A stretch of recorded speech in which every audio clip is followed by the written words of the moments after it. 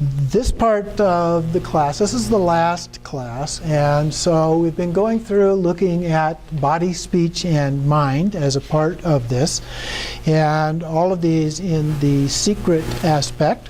And so the last two were also part of the inner separation, and so today we are in the secret separation related to the body, and it's the isolation of mind. So we've been doing mostly speech. We did one or two on the isolation of body, and then we did a whole series on the isolation of speech, and now we are looking at the isolation of mind. And this is divided into multiple parts. So we'll begin by looking at the Yeshe Lama text on this, and on page 37 the title is Training the Mind. It says, third, training the mind is as stated in the reverberation of sound. First, if the origin of the mind, the place of abiding, and the final destination are carefully analyzed, training in this way allows one to know the fundamental nature of mind. So that's our goal, understanding the fundamental nature of mind. Thus, for training the mind, there is the actual mind training and the manner of resting in tranquility. So that's further divided into two parts, and then the first part of that is further divided into more parts. And so we have the actual mind training. First, there are three. Now, each of these three, as you'll see here, correspond with one of the kayas. Three kayas is associated with each of these, beginning with an examination of the origin of mind and origin of the apprehender. So this first one is associated with the Dharmakaya, as we will see here. If there is mind, from what direction does it originate? Does it stem from the outer universe and its inhabitants, from existing outer and inner appearances, or from the non-existent state of emptiness and the like? So we're asked here to do some analytical Vipassana style meditation. If one claims that the mind originates from the standpoint of existence, this falls to the direction of the philosophical tenets of the Shravakas. One should understand the mind by eradicating all fixation on true existence of appearances into particles. And as you recall, one of the things that the Buddha talked about is the lack of inherent existence, which is the definition being used here for emptiness. Is it partless or not? And so if you can divide it into parts, then it lacks inherent existence. It is empty of any kind of a permanent kind of existence. And through such analysis, the origin of the mind cannot be discovered, including reduction to a partless particle. So you can't find a partless particle. Anything you can find can be further subdivided here. Although one may recognize that the mind is naturally non-existent like a dream, if the arising of the unceasing indifferent apprehending mind, for example, the mind and mental activity, is not severed from the root, then this is like the view of the middle way mind-only school of non-affirming and affirming negation. Now those are phrases that we talk about in Madhyamaka, the middle way teachings of Nagarjuna and the commentaries of various others from that. Basically, Nagarjuna, Buddhapalita, Chandrakirti, Jetsangkapa taught what has become known as prasangika form of Madhyamaka. There are several different forms of Madhyamaka, and prasangika approach is the dominant one, particularly in the Gelugpa lineage. Okay? And they used a form that in Latin was called reductio ad absurdum, where you take something and you follow the logic to its ultimate extreme and see if it still makes sense, if you will. And so the idea is here that you show a statement is true by showing that an absurd results from its denial. So if you deny that something is true, then it no longer holds up. It doesn't make sense. So therefore it must be true. Okay, so that's one approach. Another one is that the statement is false by showing an absurd result from its acceptance. So if you carry out it to its extreme and you say, okay, if this is true, then it doesn't make sense anymore, then you have to say, well, wait a minute, it must be false. Okay? So that's the basic idea. I'll give you one example here. There's no smallest rational number, otherwise it could be divided in two to get an even smaller one. Okay? So the logic is if you can keep dividing it into two, then there is no smallest number.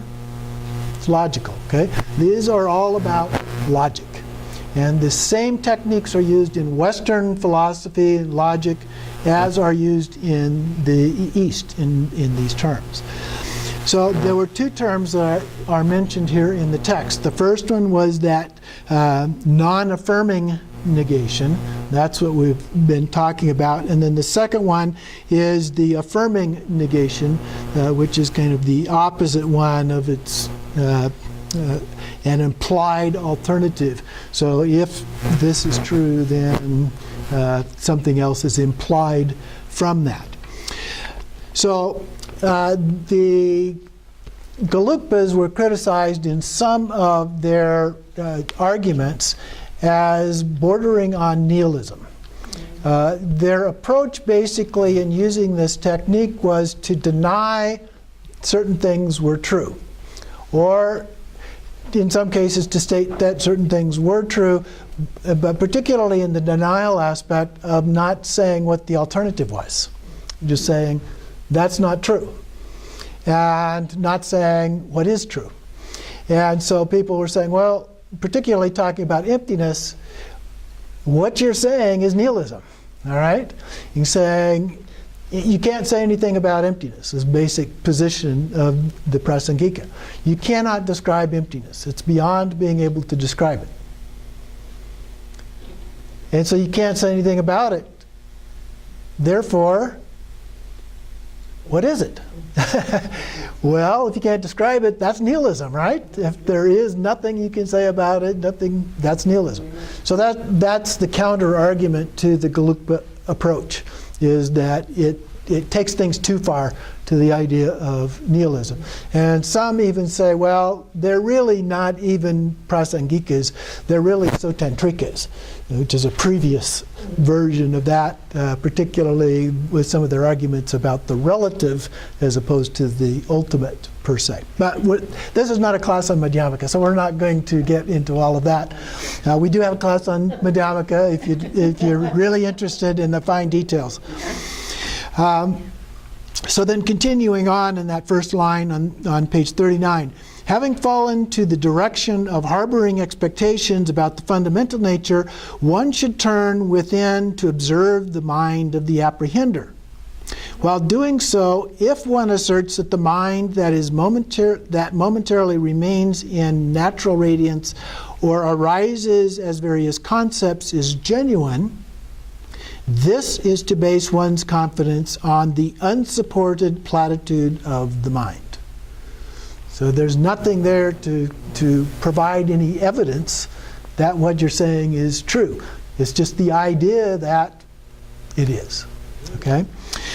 So still lacking a direct realization of awareness, if one claims that the mind originates from the perspective of emptiness, then the originator must certainly have shape, color, size, and characteristics. This is very similar to previous basic Vipassana kinds of things that we did. The intrinsic nature of this must be analyzed. Through such analysis, the dualistic appearance of searcher and the sought become free from support or object. We don't find one. Okay? If left in a state that is non-conceptual and free of all words, expressions, thoughts, and theories, the meaning of the unborn Dharmakaya, remember I said this was related to Dharmakaya, baseless from the root, will be able to be internalized. So by going through this, you get to the point where you cannot describe it. But the focus here is on not the ability to describe it, but the direct experience. That's the critical thing here. In the Middle Way Consequence Sutra, it states, since I have no definitive position, I am completely faultless. Okay?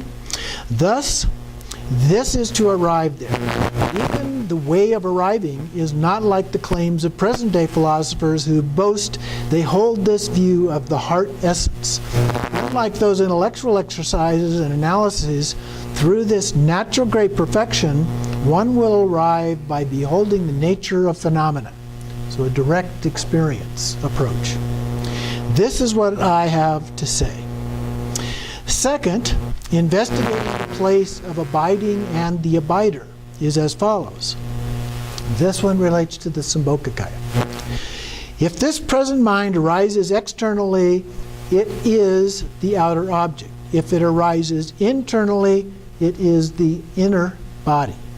By analyzing the place where it abides, whether outside, inside, upper, lower, head, feet, or whatever, if the place of abiding can be seen, then that shape, color, function, and so forth must also be investigated so that this is false, hollow cavern can collapse.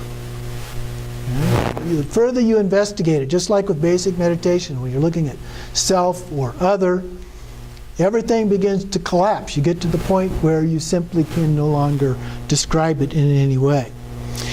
When one fails to observe anything externally or internally and directly analyzes that which abides, that is merely a natural radiance of the consciousness of the basis of all, arising as truly existing. So we get to the point where it just is. This approaches the view of the false image mind-only school. Here the mind has no cause or characteristics, being more or less like writing on water, which, even while occurring, vanishes without a trace. Just like when a ship has sunk and the captain frantically attempts to seize anything, but there is only water. At the moment of searching for the place of abiding, the searcher naturally vanishes, thereby establishing the abider to be free from identification. This internalizes the meaning of unceasing Sambhogakaya. At the present moment, through the continuity of the feelings of the three doors, wherever the experience of contact occurs, such as being poked by a thorn, it seems as though existing right there. You know? Right? It seems real. With the compounded aggregates as the cause and the sudden onset of concepts as the contributing circumstance, the fixating mind attaches to the object of grasping, resulting in the self as possessor. Okay, so we create these ideas in the process. When dualistic grasping is eliminated, then at the time of arriving at the ground of the exhaustion of the nature of phenomena by saying, even if surrounded by 100 messengers of Avicii hell, there will be no anxiety or fear, is then understood. Okay, so once we get this, then we can understand concepts such as that one just described, because we transcend it. Okay, the concepts no longer cause fear or anything else. We transcend all of those emotional kinds of feelings. They're just concepts. Third, investigating the traveler and the destination is as follows. While investigating the destination of the traveler, whether it be the outer, the inner universe and inhabitants, appearances, emptiness, existence, non-existence, or something else, whatever the direction may be, by not discovering any place to go, grasping with hope and fear for the result is then reversed. Now this one relates to the Nirmanakaya. If something is discovered, it is then necessary to determine the details about the traveler, such as any physical characteristics. If, during this investigation, it is determined that there is nothing that exists, you might put exists in quotation marks, right? Because we're talking about being truly existent here. One will have the assurance of knowing that materializing the phenomena cannot result in enlightenment. Okay? So if you see it as existing, that it's something permanent and so forth, then you're not going to get to enlightenment. Because as the Buddha said, none of these things are truly existent. So if you think they are, you're in trouble. All right? Since there is no destination, one will surely conclude that the objective appearances are fabricated by the mind. Since there is no traveler, one will gain confidence in knowing that the subject is naturally non-existent. And again, the existent, non-existent we're talking about here is at the ultimate level of emptiness. It is then that empty awareness, devoid of coming or going, is ascertained as the Nirmanakaya. This is the extraordinarily swift path because even the pith instructions on the collapse of the constructs of the mind are included within the uncommon instructions on the origin, abiding, and destination. Through training in these preliminary practices corresponding to the mind, on the mundane level, negativities and obstructions are purified and obstacles are pacified.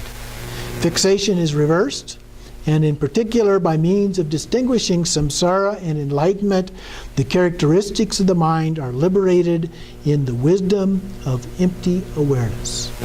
Ultimately, one will become indivisible with all the Buddhas and arrive at the state of the original ground of Vajra mind, or Buddha mind.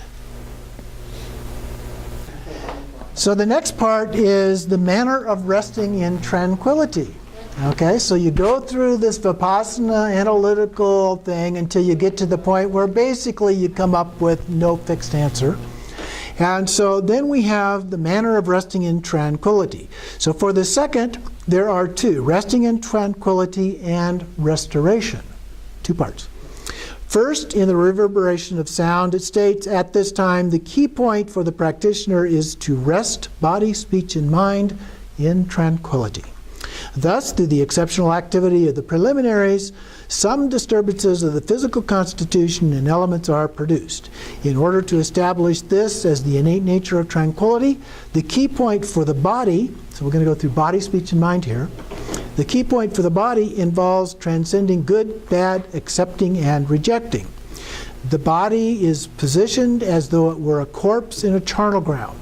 We're talking about stillness here, okay?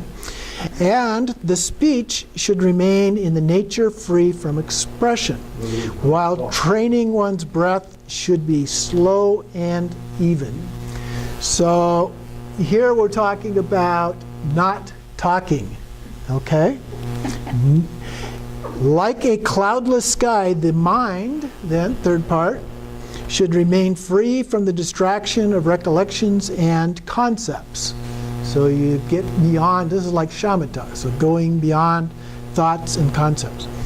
Practice this yoga free of action or activity and remain in tranquility for 21, 7, or 3 successive days.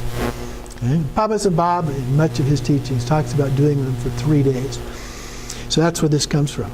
The reason for doing this is indicated in the Clear Expanse Tantra. Whoever is able to remain in tranquility will pacify circumstances that lead to imbalances of the elements and naturally liberate it. Second, the practice of restoration. So that's the abiding in tranquility. So now we have the restoration. From the Last Testament, restore the gaze of the Shravakas, Bodhisattvas, and Herukas. Gaining restoration through the 3 doors will encourage diligence in practice.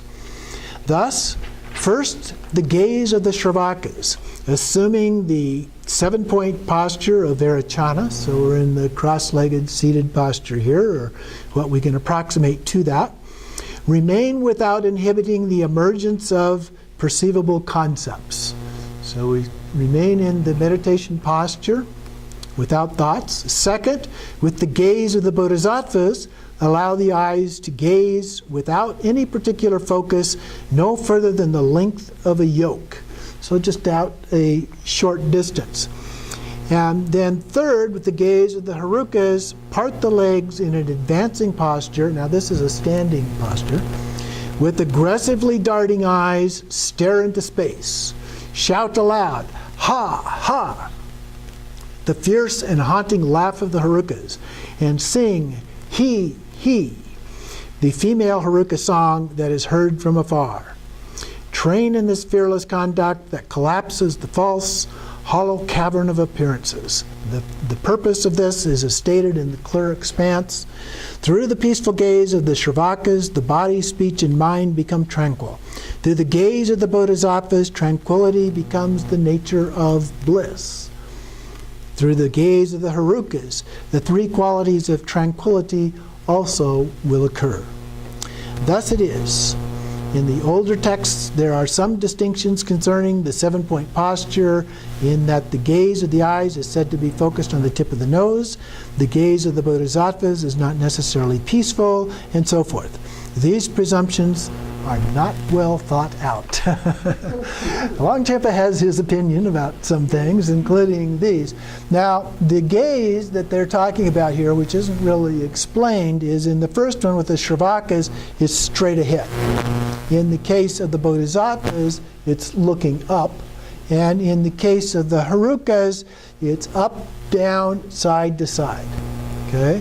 And so it says darting about, that's what it's talking about. Up, down, side, side, up, down, side, side. So just to give you a little bit of additional background on that one.